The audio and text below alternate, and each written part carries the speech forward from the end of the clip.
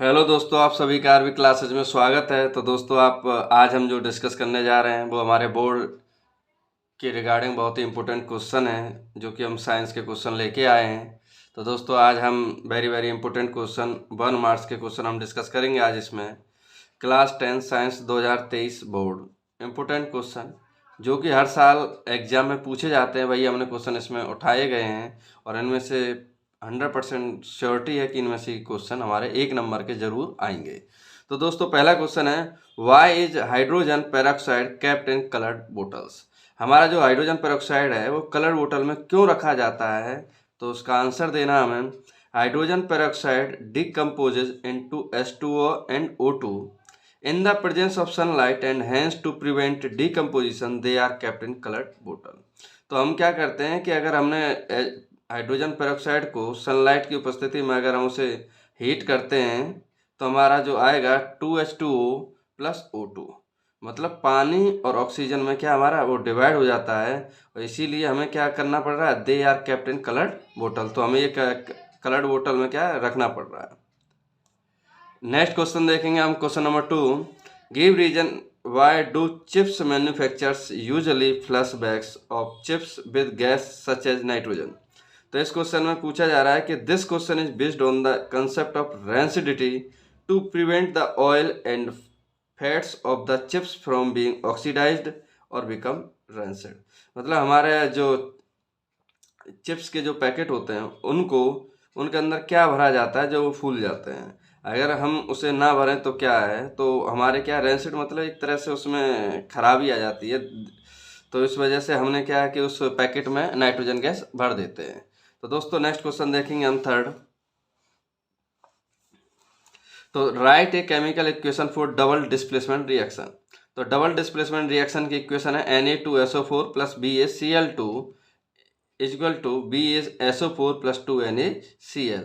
तो इसमें double displacement reaction है। तो इसमें क्या है, आप देख सकते हैं कि जो Ba है उसने Na को रिप्लेस किया इधर, तो हमारा जो BaSO4 एंड Na2Cl2 तो 2NaCl हो जाएगा। नेक्स्ट क्वेश्चन देखेंगे हम लोग, what happens to pH when milk changes to curd. जब हमारा दूध से जब दही बनता है तो उसके पीएच में क्या बदलाव देखने को मिलते हैं। तो उसमें देखेंगे हम लोग, when milk changes into curd its pH will decrease because curd contains lactic acid.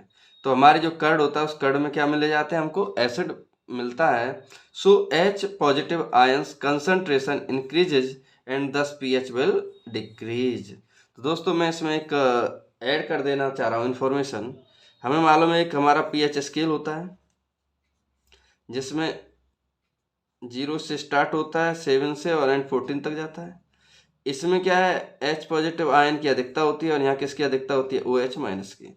इसमें इसको हम बोला जाता है एसिड और इसे बोला जाता है बेस। तो दोस्तों, हमारा ये अगर पूछा जाए 7 से ऊपर हमारा कैसा नेचर शो करता है तो हम बोलेंगे बेसिक नेचर शो करता है।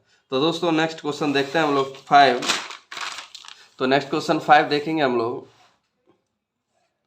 तो क्वेश्चन 5 में पूछा गया है, why 1 mole HCl has higher concentration of H positive ions than 1 mole CH3COOH। तो 1 mole HCl has a higher concentration of H positive ions because when HCl dissolves in water it dissociates completely into ions while CH3COOH is a weak acid and does not dissociate into ions completely। तो हमारे HCl और CH3COOH में अंतर इतना है कि CH3COOH क्या weak acid है और HCl हमारा स्ट्रॉन्ग एसिड है जो कि वो आसानी से पॉजिटिव आयन में क्या होता है, टूट जाता है। तो इसीलिए हमारा क्या होगा कि जो CH3COOH है वो हमारा वीक एसिड होने की वजह से ये आयंस में कम्प्लीटली टूट नहीं पाता। नेक्स्ट क्वेश्चन देखेंगे दोस्तों हम लोग, write the name and chemical formula of the products formed by heating gypsum at 373 kelvin. तो मैंने अगर जिप्सम को 373 केल्विन पर अगर गर्म करते हैं तो हमें क्या प्रोडक्ट मिलता है वो देखेंगे। The chemical formula of gypsum, gypsum का केमिकल फार्मूला क्या है, CaSO4.2H2। जिप्सम का केमिकल फार्मूला होता है CaSO4.2H2O and when gypsum is heated at 373 kelvin we get plaster of Paris, जिसे हम POP बोलते हैं।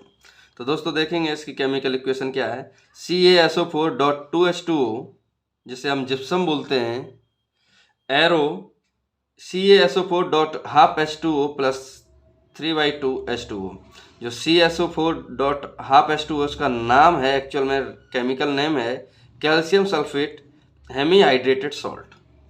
Calcium sulphate hemihydrated salt.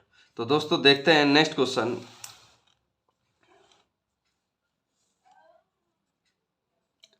Next question देखते हैं, identify the products formed when 1 ml of dilute HCl जिसे हम हाइड्रोक्लोरिक एसिड बोलते हैं is added to 1 gram of sodium metal. तो ये कहना चाह रहा है जब हम Na के साथ जब हम HCl की रिएक्शन कराते हैं तो हमें मिलता है क्या है, sodium chloride and hydrogen gas. तो दोस्तों हम देख सकते हैं इसमें उसने बोला कि अगर हम Na की रिएक्शन मीन्स सोडियम की रिएक्शन अगर हम HCl के साथ कराते हैं तो हमें मिलता है NaCl प्लस H2 गैस। तो Na के अगर हम इसे बैलेंस करें तो इसे 2Na एंड 2HCl कर देंगे तो ये हो जाएगा 2NaCl plus H2 hydrogen gas हमारी निकल जाएगी इससे। तो नेक्स्ट देखते हैं दोस्तों अगला question, why are the heating elements of electric toasters and electric irons made of an alloy rather than a pure metal due to high resistivity of alloys rather than its constituent metals. तो हमारे जो resistivity high की वजह से जो हमारे अलग जो मेटल्स हैं एलॉय में सबसे ज़्यादा रेजिस्टिविटी होती है compare to other single metals के हमारे। नेक्स्ट क्वेश्चन देखते हैं हम लोग, name a cyclic unsaturated carbon compound. तो हमसे क्या कार्बोनिक अनसैचुरेटेड कार्बन कंपाउंड का नाम पूछा गया है, तो उनका नाम या तो हम साइक्लोपेंटीन बोलें या साइक्लोहेक्सेन फार्मूला हमारे ये किसके हैं, अनसैचुरेटेड कार्बन कंपाउंड के। तो दोस्तों नेक्स्ट क्वेश्चन देखते हैं हम लोग,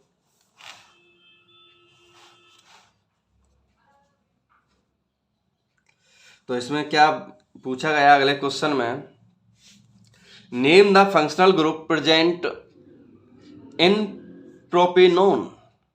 अगर ध्यान से देखें तो ये कह रहा है कि जो हमारे पास प्रोपेनोन है उसमें कौन सा फंक्शनल ग्रुप लिया गया है, तो हम बोलेंगे उसमें कौन सा फंक्शनल ग्रुप है हमारा, कीटोन। नेक्स्ट क्वेश्चन देखते हैं दोस्तों, write the molecular formula of the second and third member of the homologous series whose first member is methane. ये कहना चाह रहा है कि हमें जो सीरीज है हमारे पास जिसे हम एल्किन सीरीज बोलते हैं, क्या बोलेंगे, एल्किन सीरीज। अगर एल्किन सीरीज का फर्स्ट मेंबर अगर हमारा मीथेन है तो सेकंड मेंबर इथेन होगा एंड थर्ड मेंबर क्या होगा, प्रोपेन। इथेन का फार्मूला C2H6। अगर हम बात करें एल्कीन की तो एल्कीन का एक फार्मूला होता है CnH2n+2। ये हमारा किसको, एल्केन को रिप्रेजेंट करेगा हमारा। तो एल्केन में अगर हम ध्यान से देखें तो अगर हमारा पूछा मीथेन तो हम N की जगह 1 रखेंगे तो CH22+2 मतलब 4, तो CH4 बनेगा। मीथेन का फार्मूला क्या बनेगा, CH4। ऐसे ही इथेन पे हमारा N की वैल्यू कितनी हो जाएगी 2 एंड प्रोपेन पे कितनी हो जाएगी हमारी 3rd। तो हमारे ये क्या है, सेकेंड एंड थर्ड मेंबर हमारे आ जाएंगे इथेन और प्रोपेन। तो दोस्तों नेक्स्ट क्वेश्चन देखते हैं हम लोग, name the process by which unsaturated fats gets change to saturated fats. Unsaturated fats को हमें बदलना किसमें, सैचुरेटेड फैट्स में। उस प्रोसेस का नाम क्या है, अगर हम ध्यान से देखें तो इस प्रोसेस का नाम है हाइड्रोजेनेशन। तो दोस्तों नेक्स्ट क्वेश्चन देखते हैं हम लोग।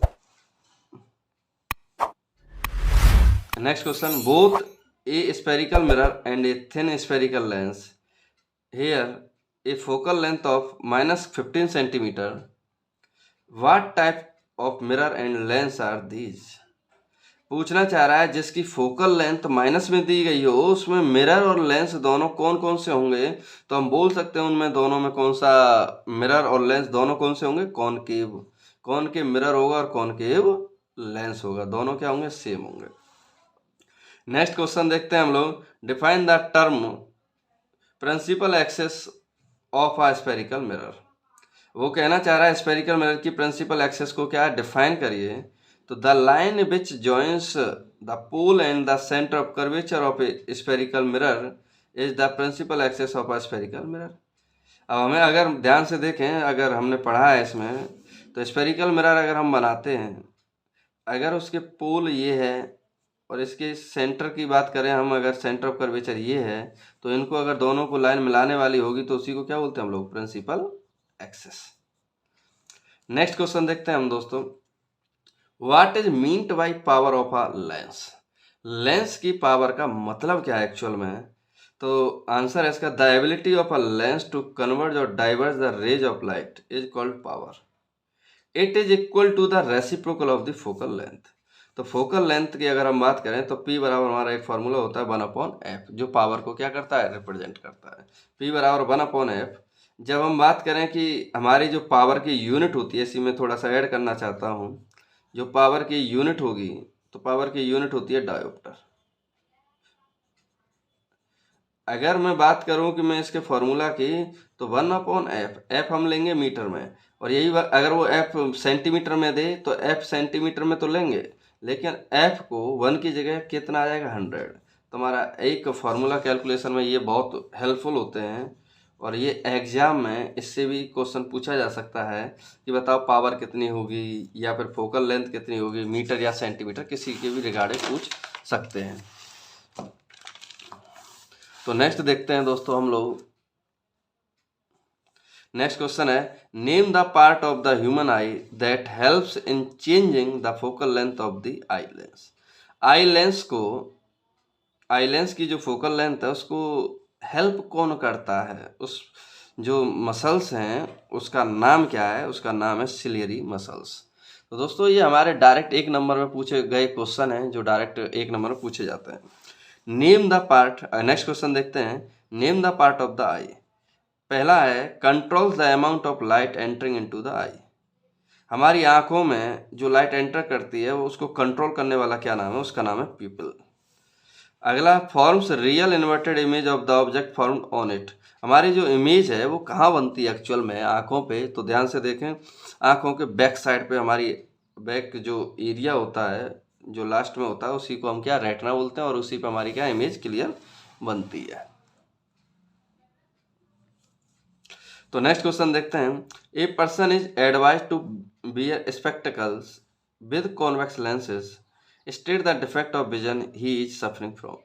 अगर कोई इंसान, अगर कोई पर्सन अगर कॉन्वेक्स लेंस को पहनता है, तो उसकी आंखों पे हम कैसे पता कर सकते हैं उसकी कौन सी आंखों में कौन सा डिफेक्ट है। तो this person is suffering from hypermetropia. तो ये जो एक डिफेक्ट है जिसे हम बोलते हैं हाइपरमेट्रोपिया, इसको दूर करने के लिए हम कौन सा लेंस का यूज करेंगे, कॉन्वेक्स लेंस का। अब इसी की जगह एक और आता है हमारे पास, मायोपिया। अगर हम बात करें तो किसकी बात करेंगे, मायोपिया। तो मायोपिया के लिए जैसे अगर इसमें कॉन्वेक्स है तो उसमें क्या आ जाएगा, हमारा कॉनकेव आ जाएगा। तो हम कॉनकेव लेंस का उसमें क्या करेंगे, यूज करेंगे। नेक्स्ट क्वेश्चन देखते हैं, why does the sun appear white at noon. दिन के समय जो सन है हमारा वो व्हाइट क्यों दिखाई देता है। तो देखते हैं, the light is least scattered at noon, due to this reason the sun appears white at noon. तो उसने साफ साफ बोला है कि जो लाइट है हमारी वो कम से कम स्कैटर्ड होती है, फैलना चाहती है।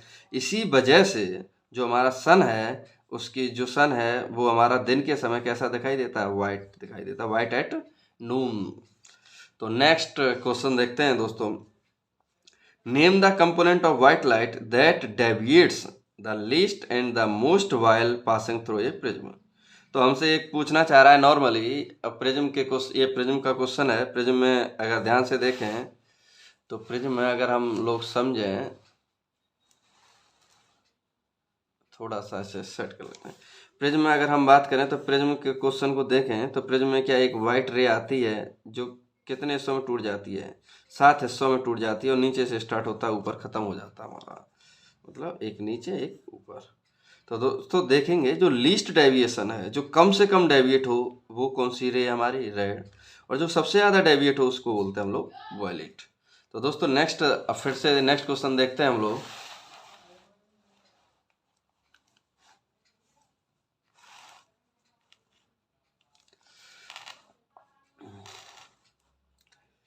नेक्स्ट क्वेश्चन है हमारा, the sky appears dark to passengers flying at a very high altitude, why? तो इसका आंसर है due to lack of atmosphere, due to lack of atmosphere scattering is not prominent, scattering is not prominent. Next question देखते हैं, what is the function of a galvanometer in a circuit? हमसे पूछा गया है कि जो galvanometer का जो फंक्शन है एक सर्किट में वो क्या काम करता है। तो हम बोल सकते हैं जो करंट है उसको या तो डिटेक्ट करता है, पहचानता है, या डायरेक्शन उसकी क्लियर करता है। तो करंट की डायरेक्शन और या करंट उसमें प्रेजेंट है या नहीं उसको क्या डिटेक्ट करने के काम आता है हमारा क्या गैल्वेनोमीटर। तो गैल्वेनोमीटर आप जनरली देख सकते हैं इसको, जो हमारे सबमर्सिबल होते हैं, जो मीटर होता है सबमर्सिबल में, जो एक स्टार्टर डिवाइस होती है, उस डिवाइस में करंट और वोल्ट मीटर दोनों के होते हैं। तो गैल्वेनोमीटर क्या हमारे करंट को एक तरह से बताता है कि इसमें करंट कितनी है। तो नेक्स्ट देखते हैं दोस्तों, name and define the SI unit of current. Current की एसआई यूनिट और उसकी परिभाषा पूछना चाह रहा है। तो हम बोल सकते हैं एसआई यूनिट ऑफ करंट होती है हमारी एम्पियर, और एम्पियर की डेफिनेशन हम बोल सकते हैं, if 1 coulomb of charge flows through any cross section of a conductor in 1 second, then current through it is said to be 1 ampere। Means हमारा एक फार्मूला होता है Q बराबर आई टी एंड I बराबर होता है Q अपॉन टी। तो I बराबर Q अपॉन टी, अगर आप ध्यान से देखें Q की वैल्यू अगर हम 1 कूलम रख दें और टाइम की वैल्यू 1 सेकेंड रख दें, तो हम बोल सकते हैं कि हमारी जो I है वो हमारी 1 एम्पियर के बराबर होगी। इसी ने यही बोला है कि 1 coulomb of charge flows through any cross section of candle in 1 second, then current through it is said to be 1 ampere. हमारी जो करंट है वो कितनी होगी 1 एम्पियर होगी। नेक्स्ट क्वेश्चन देख सकते हैं हम लोग, write the function of volt meter in an electric circuit. Electric circuit में जो वोल्ट मीटर का जो फंक्शन होता है वो क्या है? तो वोल्ट मीटर क्या है, इसमें अगर आप ध्यान से देखें, वोल्ट एंड मीटर, जो हमारे वोल्ट को मेजर करे उस डिवाइस का नाम है वोल्ट मीटर। अब वोल्ट अगर ध्यान से देखें तो आप वोल्ट होती किसकी यूनिट है? Potential difference. तो to measure potential difference across two points. Next question देखते हैं, why are the heating elements of electric toasters and electric irons made of an alloy rather than a pure metal? तो हम बोल सकते हैं इसमें, due to high resistivity of alloys rather than its constituting metals. जो हमारे alloy होते हैं, जो एलॉय बनते हैं एक दो या दो से अधिक मेटल से मिलकर, तो उनकी जो रेजिस्टिविटी होती है वो हाई होती है कंपेयर टू जो सिंगल मेटल्स होती हैं उनसे। तो नेक्स्ट क्वेश्चन देख सकते हैं दोस्तों हम लोग,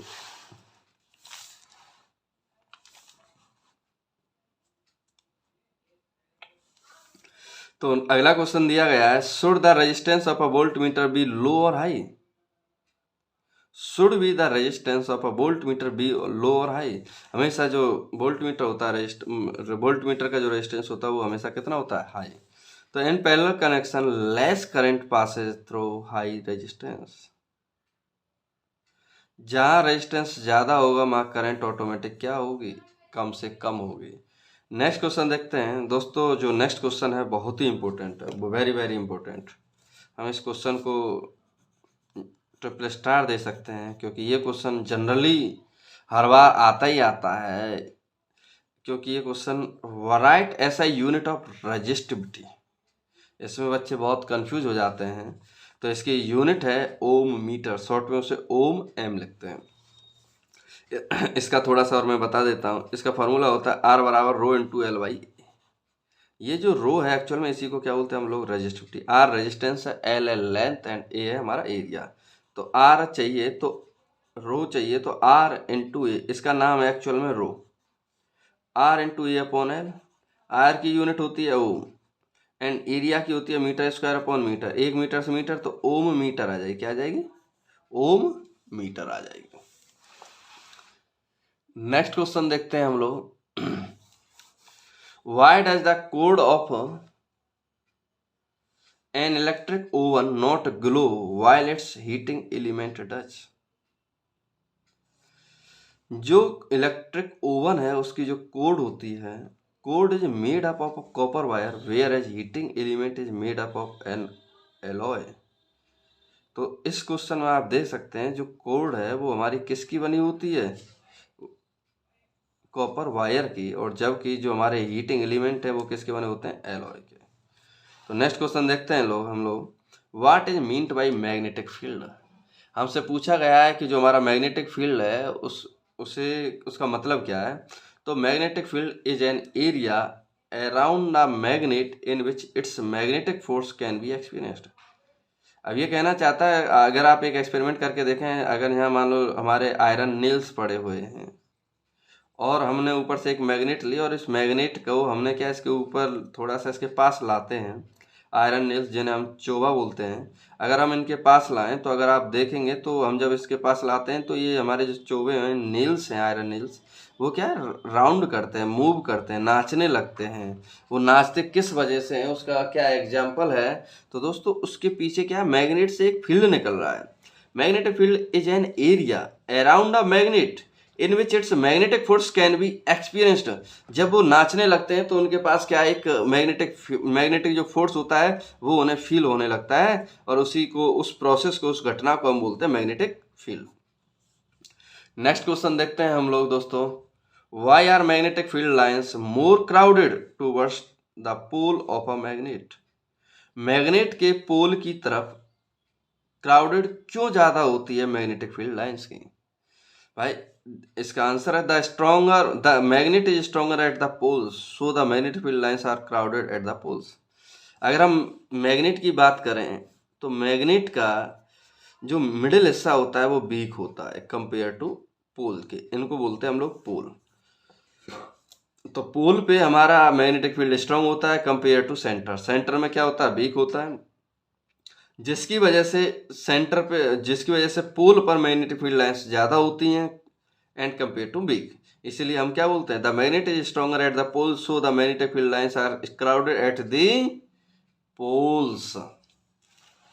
नेक्स्ट देखते हैं, why does a compass needle show deflection when brought near a current carrying conductor.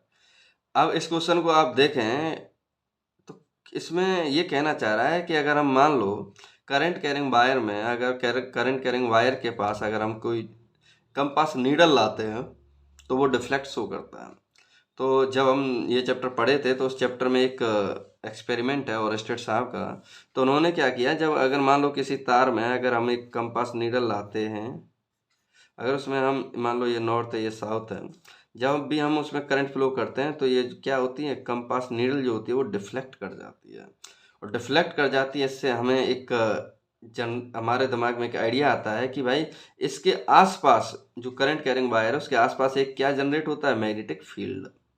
तो due to production of magnetic field around the current carrying conductor, जिसकी वजह से क्या वो डिफ्लेक्शन शो करता है। और देखते हैं दोस्तों हम आगे क्वेश्चन।